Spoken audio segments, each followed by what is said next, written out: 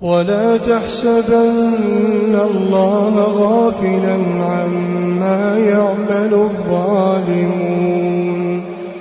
إنما يؤخرهم ليوم تشخص فيه الأبصار